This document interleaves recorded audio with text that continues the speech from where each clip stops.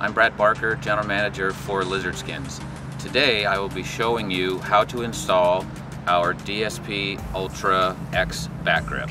Included in every DSP Ultra X back grip, 63 inches of back grip, a finish tape,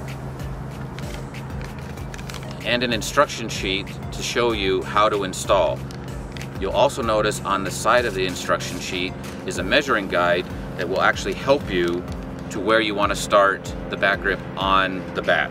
One of the things that's different with installing DSP Ultra X compared to our DSP or our DSP Ultra back grip is the starting point.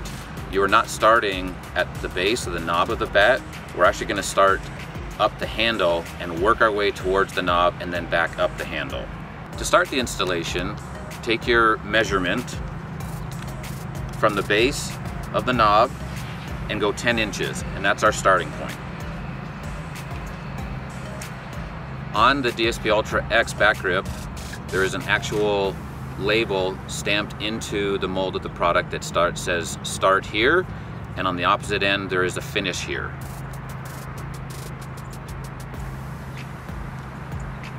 Peel back some of the adhesive backing and start wrapping up the handle. One of the things you'll notice is I always overlap at the start to make sure that the grip is covering itself, and then slowly work your way up the handle.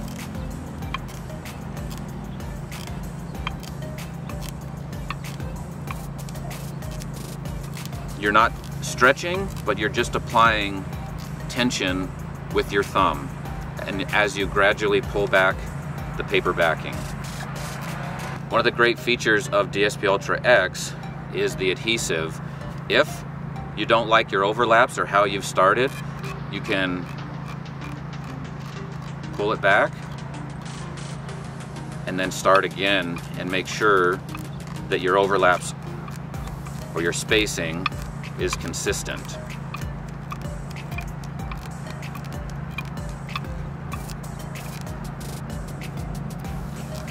You'll want to pay special attention to when you get to the knob. We like to go one full revolution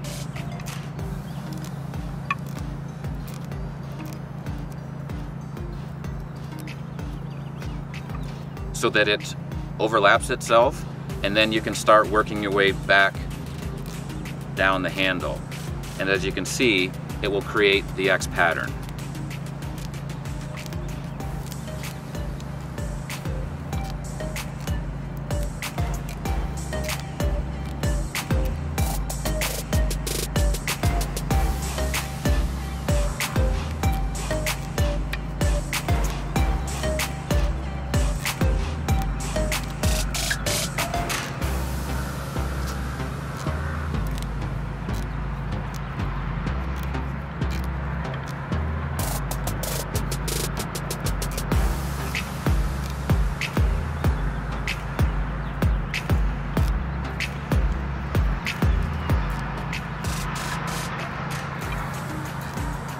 And as you get towards the end, you'll have just enough to finish at the base.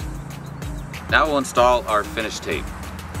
But first, we always like to use electrical tape to make a secure, strong hold at the base.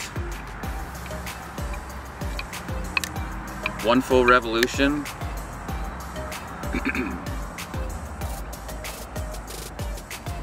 What I like to do is I pull the paper backing about halfway, I line up my logos, and I press with my thumb, and I try to not stretch the finish strip, and I use pressure and tension to slide to make sure there's no wrinkles, remove the tape from the other side, and again use thumb to press, slide. There we go, finished.